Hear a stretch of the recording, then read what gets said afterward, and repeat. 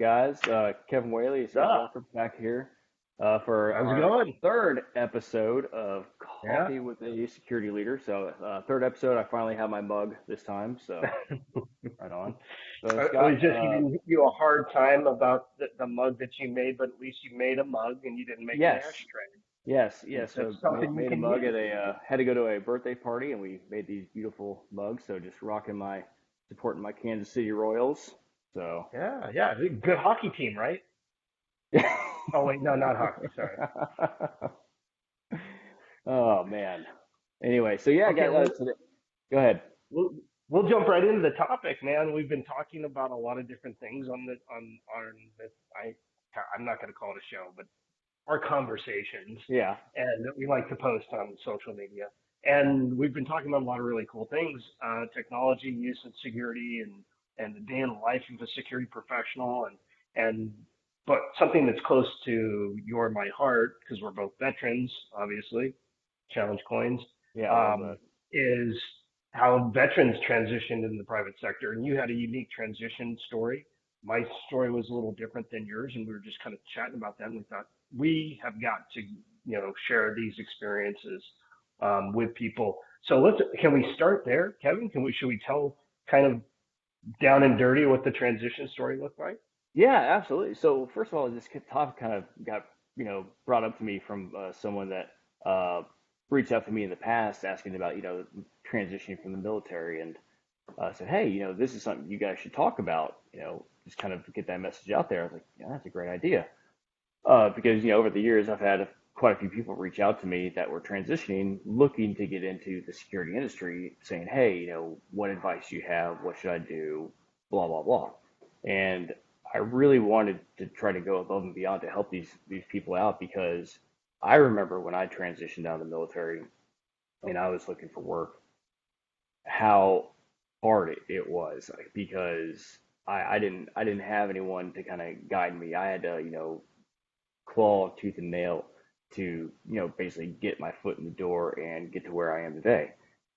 And I remember just how much of a grind that was, and so I really wanted to help these folks out as well. And so that's kind of where we came up with this idea. Hey, talk about this today. So Yeah.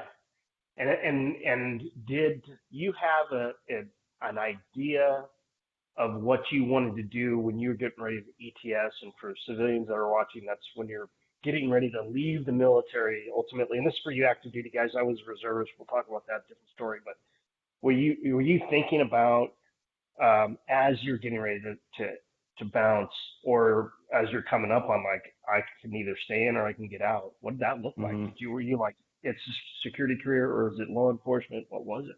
you know what? I That's a great question, and honestly, it was like I didn't know I wanted to get into this industry until I had already been out for a couple years.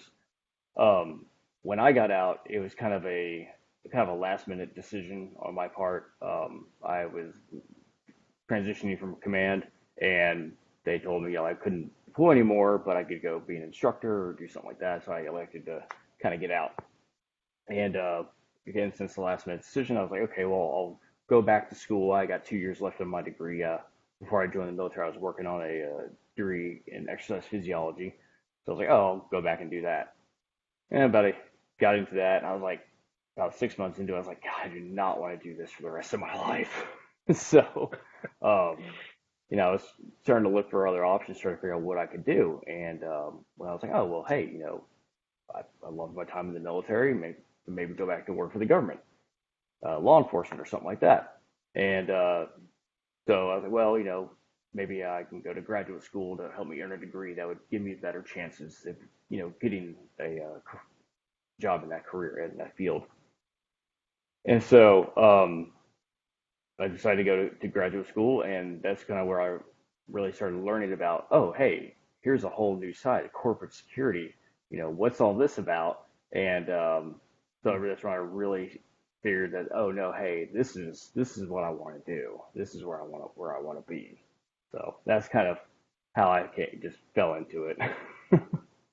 So my story a little bit different. I had been in the military for almost 20 years and I've been in law enforcement for almost 20, and I was like, man, that time in law enforcement and military has gone really fast. I got to figure out what else I want to do. And my mentor and I went to the same university, and we hooked up at a university event. We just got along. We talked probably for a year just on the phone and sharing ideas and what we wanted to do. And then he had an opportunity in the private sector uh, at NVIDIA, and he was like, "Hey, you should apply just to see how it goes." I had Mm. no thought that I would get the job because I was on a multi-agency task force. I was on the Joint Terrorism Task Force with the FBI. I was Yeah. like, what do they need a guy like me for? They don't serve warrants. They're not doing. I thought it was a video game company too, which I was so wrong about. And I thought there was nothing there that I could learn. And you build computers, you know what I'm talking about. So I didn't think there was anything that I could learn there, but I thought, oh, it's a good experience.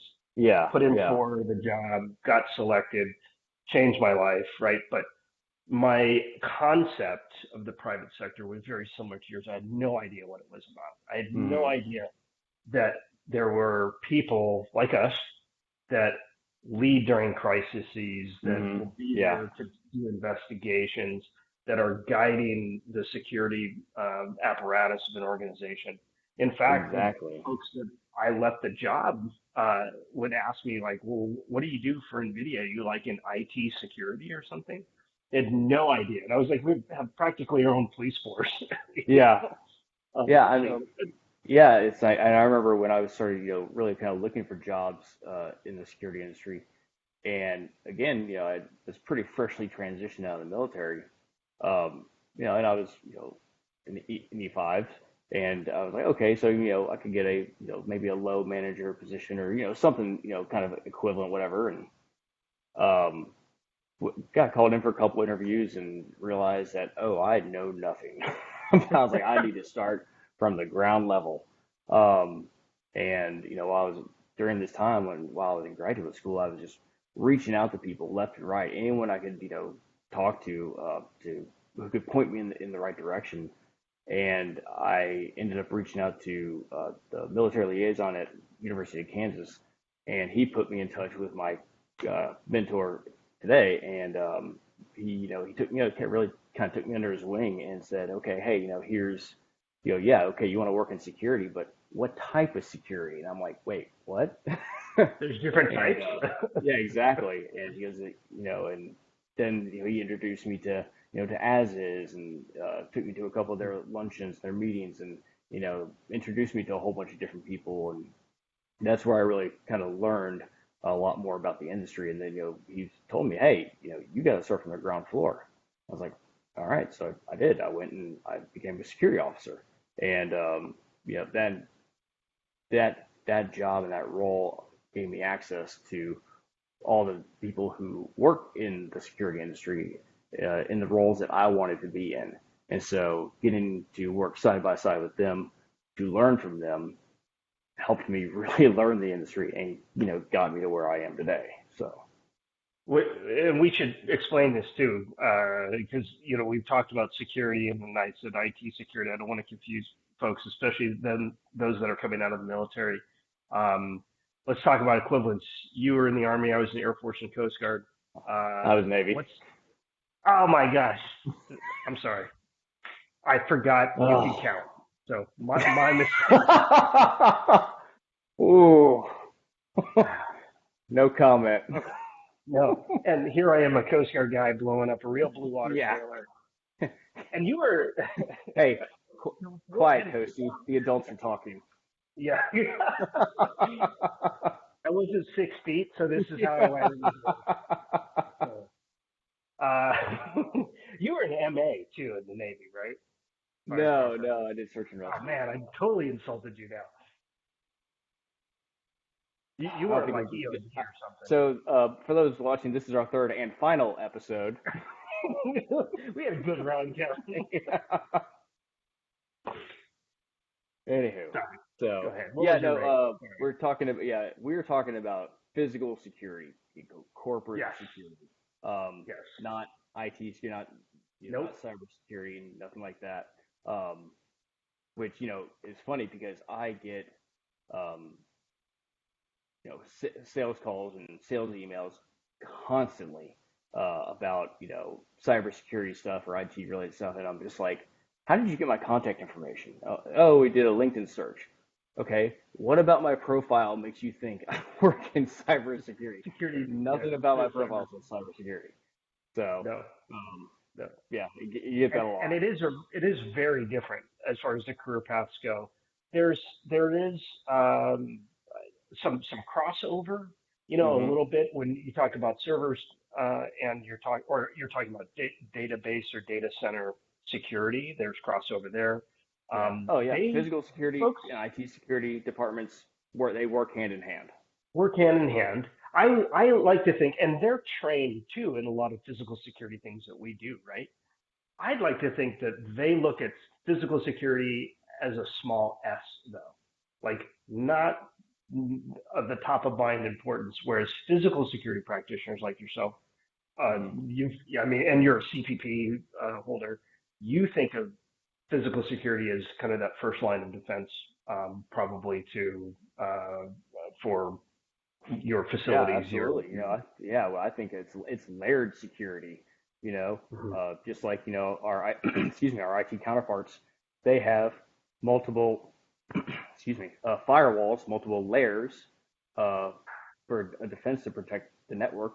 Same thing with physical security. Well, we introduced layers of physical security to help, mitigate or minimize someone's ability to possibly gain access to those servers or gain Sure. access to the facility. So, Yeah, we're dealing with much more human element. They do too, to some extent, for like insider threat and business email compromise. They're yeah, dealing with, but they're still technology first. Where I'd like to think we're people first, although we have a technology component, right? Where yeah, we no, have cameras and doors and badge hmm readers and all these things, keys yeah, and that.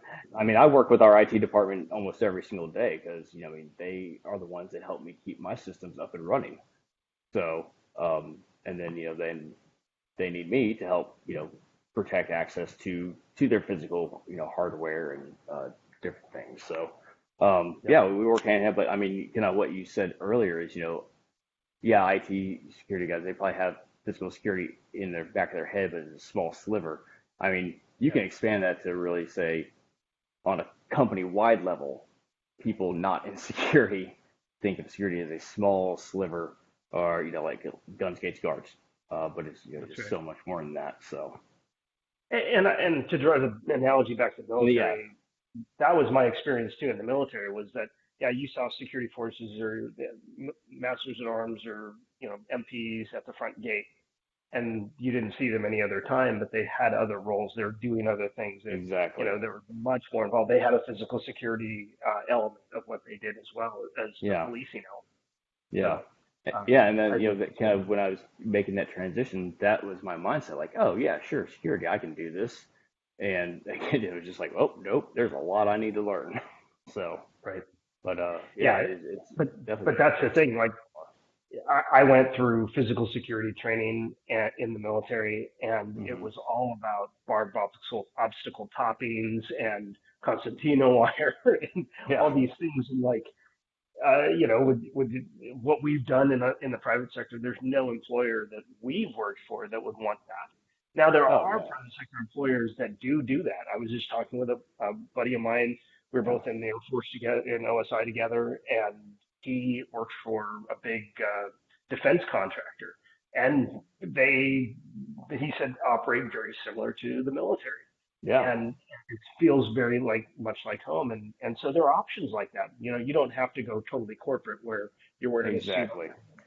exactly. And Oh god, yeah, there's just so many different fields that you can get into. And again, that was one thing I didn't really know. Like, yeah, I got to do a little bit of like private private work, and which was a great experience. And I was like, oh, okay, again, security, yeah, I got this, I know this, and but then realizing, oh man, there's so many other things I can do. Yes, I can go sit at a desk every day, or I can kind of do a little bit of both, or I can go, boots on the ground every day.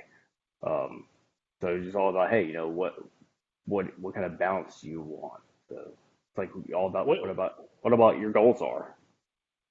as in your first kind of role in security, how much of what you learned in the military, and that's, that attention to detail and discipline and how to wear a uniform and how to talk to people, Hmm. not to use the knife hand in the private sector, we don't want that. But how much of that did you bring to your first role in the private sector and private security? Quite a bit. I mean, everyone has to do report writing in the military of some form or another.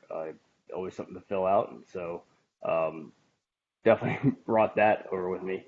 As far as like actual technical skills, I think just that natural situational awareness that I have, knowing about what's going on around me or noticing things that other people may not notice. Um, yeah, it's kind of what like I noticed that's kind of really what I use. Or I'm also able to kind of think outside the box on certain issues. Like people were Mm. asking me the other day, hey, what do we do during a bomb threat?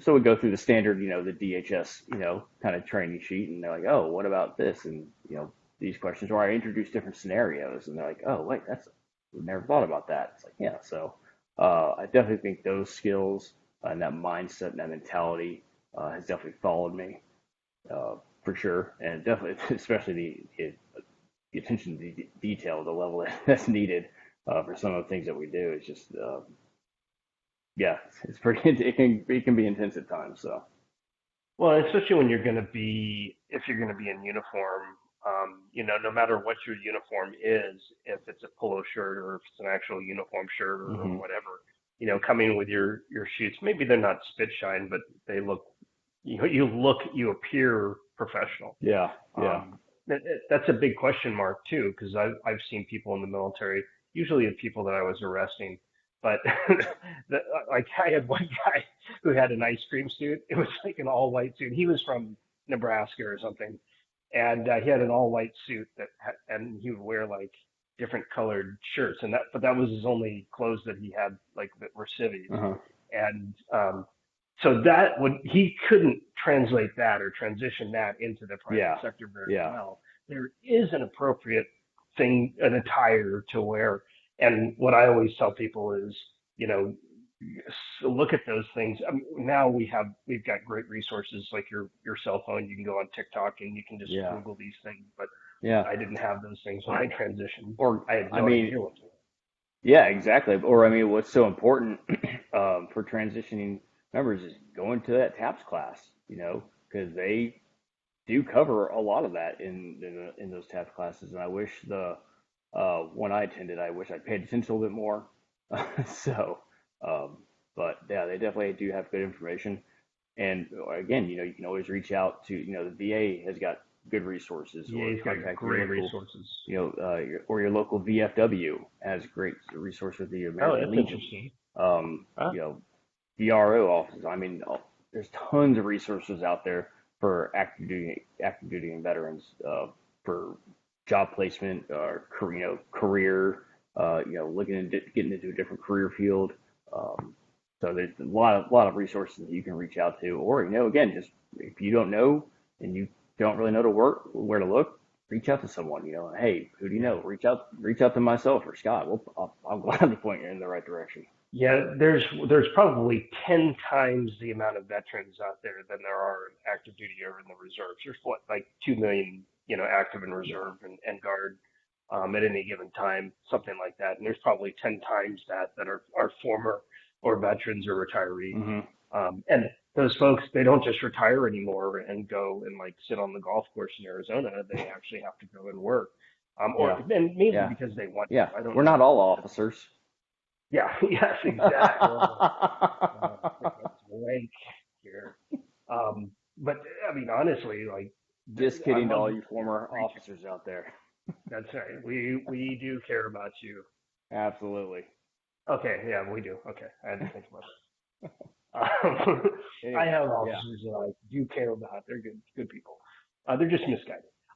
So what I wanted to, what I think is most important about what you're saying, if I had to rank those ideas, definitely reaching out to a person, that is in the similar kind of line of work is really important. hmm I would also say to that VA connectivity is really important. You are service connected like I am.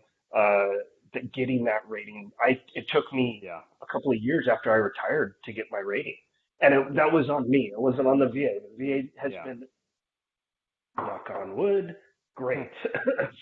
And I'm in Phoenix, so they kill people, but and that's not funny. That's like they were killing people years ago.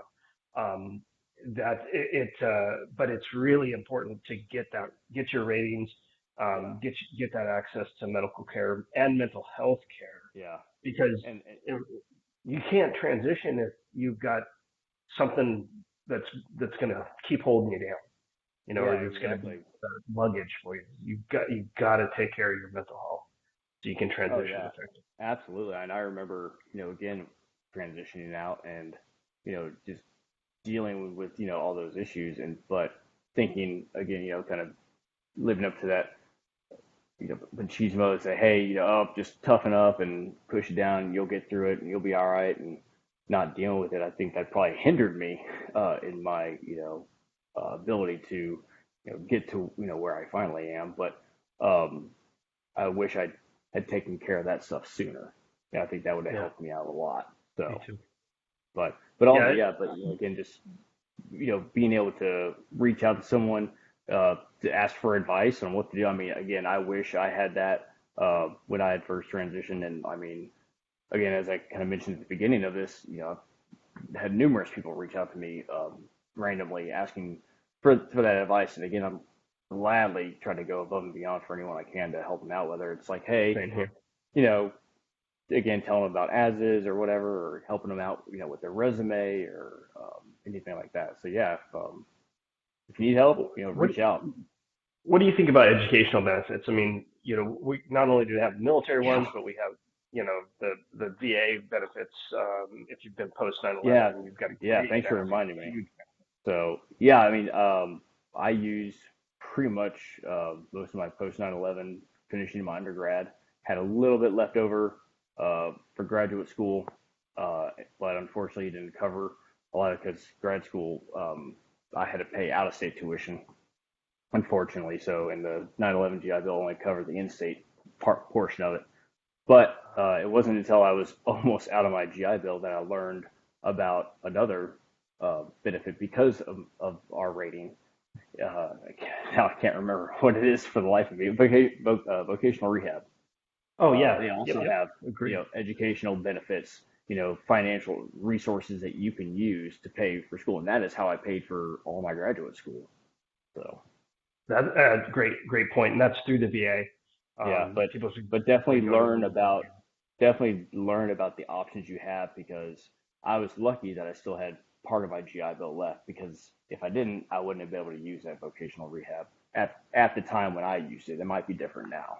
So Did you feel like, or do you feel like you need a master's degree to be in a leadership role in security, in physical security? um I don't think it's not, no, necessarily, no, you don't need it.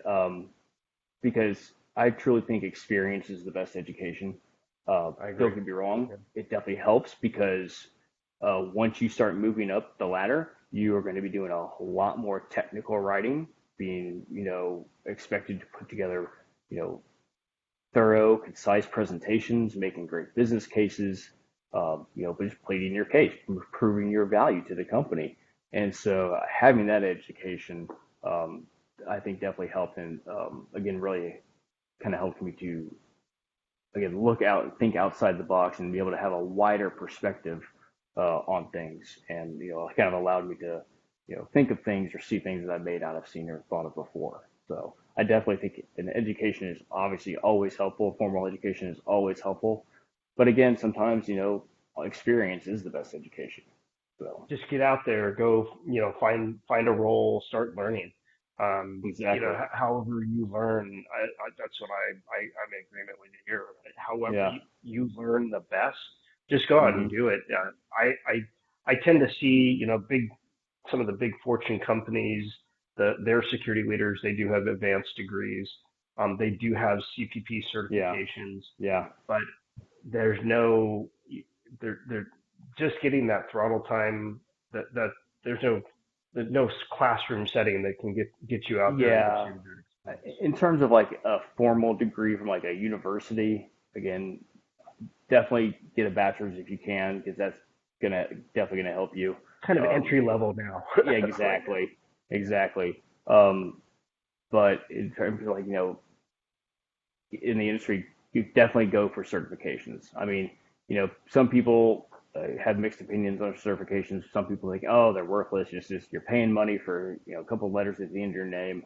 Where other people are all about them. Uh, I'm I like them. I mean, I think it's a great resource. It kind of tells me, it lets me know, okay, hey, this person is a professional. I know that they stay up to date on the latest trends in security because they have to have continuing education credits to maintain that certification. Getting that So they're certification. up to date. That they have that knowledge and that training for these different various areas of security management. So yeah, I think it's very very important, and I think that Well, if you can get a certification, definitely go for it. And there's tons of different ones out there. So, but well, that's as where I is was the going to most go. popular. Yeah. Absolutely, because on the investigation side, you're more on the security leadership side, and I'm on the investigation side because I have Yeah. PCI through ASIS. I'm working on my CFE, and those are investigations certifications specifically. Hmm. And have I been through the premier investigative schools of the government? Of course. But the private sector doesn't always understand what FLETC is or what the FBI Academy is or what any of these things are. They truly are looking for somebody who's has a certification that they can recognize because Yeah. as is and ACFE have gone through a lot Hmm. to get these things accredited and do Oh, that absolutely. continuing education, even your 4 year degree or whatever. Yeah. Um, it is important. Yeah, and I'm currently looking at a couple other certifications I might be trying to go for. One's kind of like the ASIS equivalent over the UK. So kind of looking at that, they do work hand in hand Nice. with ASIS a lot. So yeah, definitely, I would definitely try to get. If you don't want to get a certification immediately, totally, I get that. Plus, some of these certifications have requirements of how long you've had to work in the industry. But at least join one of these professional organizations. So a lot of these places have student memberships where it doesn't cost you anything, but Nope. it gives you access to those resources and gives you access to those connections that you can make. So yeah, if you don't get a certification, that's up to you. But again, at least try to join one of the professional organizations because that will really open up your network. Well, and ASIS has a military liaison community or committee. I think they're committees. They're committees or communities. I can't remember, Yeah, I but think it's they communities have now. one. I think it's communities now. Yeah. But I highly encourage you, the people, to take a look at that. They're full of veterans, obviously, and those folks know, and they have careers of their own, and they know what the career path is or was for them. Yeah. Um, you know, I'm thinking one of my buddies, Navi, former Marine and now works as a security leader in Silicon Valley. And for his interview in the private sector, he only had to eat 3 crayons. So there was that. I'm tagging you, Man, you Navi. are just. Whew. I got love for everybody, Remember man. everyone. That is Scott talking. I'm Kevin. So just Kevin is the nice one. so No, uh, but there's people that you can find from your unit, probably from your career field, from your organization, probably went to boot camp same place you did, and yep. having that connection is Hmm. huge. You know, Exactly. now let's talk about the future. We've got a few minutes left here. Let's talk about the future. Where do you think it's going? Because I like talking about the future. Where do you think veterans in transition are going? What do you, if you put like your wizard hat on, what do you see the future looking like for veterans in transition into the private sector over the next few years? Um, wow, that's good. That's a good question. I haven't really thought about that too much, but I mean, I do think that we are going to start seeing a lot more people making that transition, not just into like our industry, but a lot of different industries, because you're having a lot more people starting to ETS now because hey, everything's kind of winding down, military's downsizing a little bit, so Hmm. a lot of people are going to be starting to get into the markets. But in terms of like where our industry is going, I really don't have an answer for you that right now. I really don't. Um, Here's what I'm I haven't thinking. thought about that. I'm kind of in the same boat you are. Is I see kind of a bit of a drawdown, and especially with this current administration, we're probably less likely to see big kind of ground wars that we saw Hmm. in our during our kind of heyday. And I served in the '90s under another administration, and How old are you? No, I'm just kidding. yeah, yeah, not the age, it's the miles. There you go. So, but I literally saw it, under the Clinton administration. I came in at the kind of the tail end of Desert Storm and it was in Yeah, boot camp because the Coast Guard, for whatever reason back then, they don't now, made people who had come from other branches go through their boot camp. It was kind of ridiculous. So I had an Army guy with me who, in my boot camp class, who had been in Desert Storm. yeah, And so we got to see a real difference in leadership with yeah, the Republicans versus the Democrats, yeah. and so for at least well, literally from '92 when I was in boot camp till September 11th, 2001, there was really not a lot of operational things going on in the world. Yeah. We had Haiti, we had some other, Mogadishu. I mean, Hmm. there was legit stuff going on, but it wasn't like it was post 9/11 or like it has Yeah. been post 9/11. And so now you have more veterans probably in the pipeline as far as like in the world than we Yep. did in a long, long time, maybe Yeah. since Vietnam. And so I know the Cold War, we did a lot of things, but as far as like actual kinetic warfare, we really haven't seen anything like Yeah. that since Vietnam. Yeah. So because we've been at this for 20 years plus now, almost 20 years, uh, I think we're going to see a tremendous amount over the next 5 years, tremendous amount of people coming out with real world, real combat experience coming out into the world.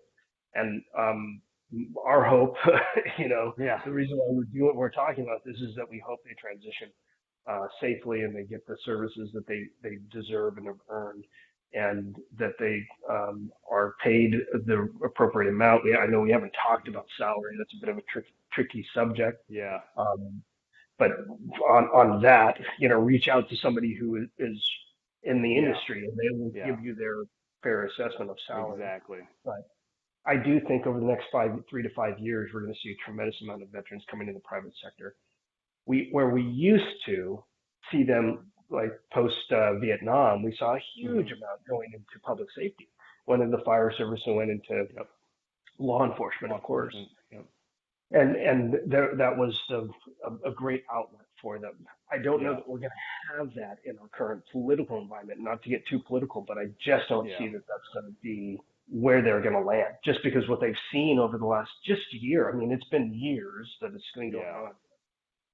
Yeah. Yeah. I mean, it's definitely tough to say. I mean, you bring up a really great point, or multiple great points. Excuse me. We're going to have a lot of people transitioning that we don't know where they're going to go. But one thing is that um, if you're going to be successful, make sure that you're going into it with the right mindset. Yeah. Seeing a lot of people come out of the military. I know I was a little guilty of this too. A little cocky. Yep. Thinking Me too. I was hot stuff and I knew what everything blah blah blah, and quickly found out nope, sure didn't. Kind of brought back down to earth a little bit. Um, and a big slice of humble pie. And so, make sure you go into it with a positive mindset and the right attitude, ready to learn, because that's really what's going to open up those doors for you and get you to where you want to be. Is you showing up ready to learn and showing a willingness to ready to learn. That's what's going to separate you from everyone else. Yeah, I totally agree. When I landed in the private sector, my big shock was, oh, you don't have resources. And now I had been an investigator, and they would just drop us into countries or drop us into kind of austere environments and be like, go do stuff and jump. Hmm. And we, obviously could do the mission with very little support.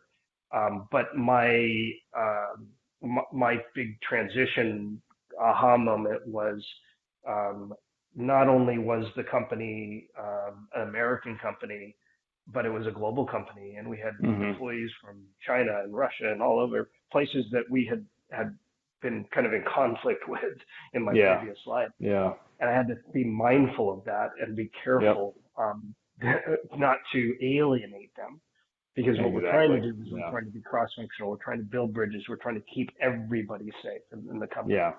And the big moment was when we had three employees that were in a country that had been taken over by the military. The country is actually going through this same thing again right now. But needless to say, we had three employees there, and so my kind of gut reaction was like, oh, let's fly them out of there on choppers and stuff, and like we would in the Gov, but Yeah. dot mill days, Yeah. but Not you an don't have option. those resources. Yeah. Yeah, Exactly. not an option. So I had to be. Not only was that not an option, but I had an intel analyst working for me, and I said, well, figure out where the closest U.S. embassy is so we can get these Yeah. people, to some place that will be helpful. And it turns out They nobody weren't was a U.S. American citizens. Yeah, Yeah. yeah. So educated and like literally Yeah. on the spot, having to kind of make Yeah. things up and hope that. Unfortunately, everything turned out fine. The military ended up opening up the airport for a very small window. And Hmm. now the interesting thing was the people that were there for a conference in a hotel, and they felt fine. They felt like we just can't leave the hotel, but the conference is still going on. We think we can be, you know, uh, have a positive impact. After about 2 days, though, of being there, when the airport was getting ready to get open, they were like, "Yeah, we're out. We're gonna Hmm. leave. We Yeah. gotta be out."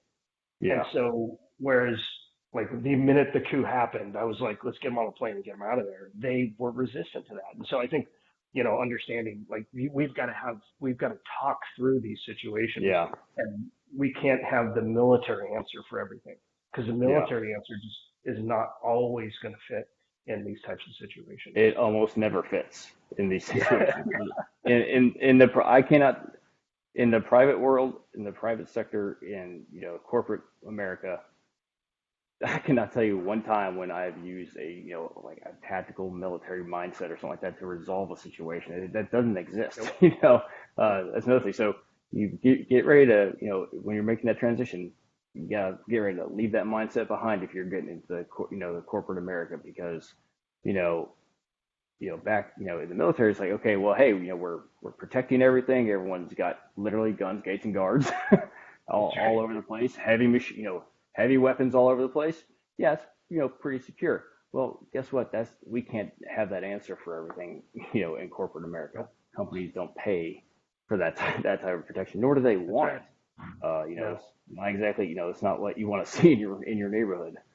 So yeah, you got to be able to ready to have a different mindset and have an open mind to different possibilities for sure. Yeah. So And how can you create a safe and secure environment without making it feel like a prison, or a exactly, military base, right? That exactly. we all love getting off the military base, off Hmm. post, for a reason, because it's not fun to go eat hot dogs at the bowling alley every Saturday night. That that's not fun. So I'll just leave it there. But when you're creating Wait, these environments, wait, you don't still do that yeah, with me? bro, we may need another show. I think to talk about So that. yeah, no But kidding. yeah, when you just have to be mindful of like understand the culture, where you're working, and Yep. understand you can't solve things with a B-52 and calling for fire.